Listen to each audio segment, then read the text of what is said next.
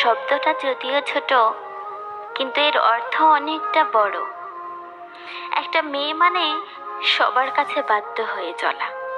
ঠিক করে বসো, ঠিক করে ঘুমাও, সাবধানে চলো, এটা করা যাবে না, ওটা করা যাবে না, লোকে কি বলবে, সমাজ কি বলবে, পাড়ার লোকেরা খারাপ বলবে, এগুলো শুনতে শুনতে জীবনটাই কেটে যায়। তবুও দিন শেষে সেই মেয়েটা সবার চোখে খারাপ।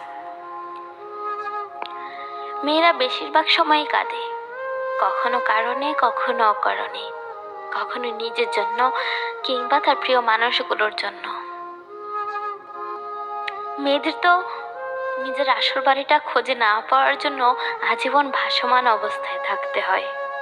কখনো বাপের বাড়ি, কখনো শ্বশুর বাড়ি, আবার কখনো সন্তানের বাড়ি, কিংবা কখনো রাস্তার ফুটপাতে কাটাতে হয়। সারাটা জীবন উৎসর্গ করে দেয় অন্যের জন্য। তবুও মেয়েদের জানা হয় না সে আসলে কোন বাড়ির ফিক্সড মেম্বার। তাকে চারপাশ সামলে বেঁচে থাকতে হয়, কখনো মূল্য দিয়ে, কখনো মূল্যহীন হয়ে। তবুও তারা ভালো থাকতে চায়, নিজের জন্য তো কখনো প্রিয় মানুষগুলোর জন্য। মানুষ বলে মেয়েরা আসলে লোভী, কারণ তারা ভালোবাসার কাঙ্গাল।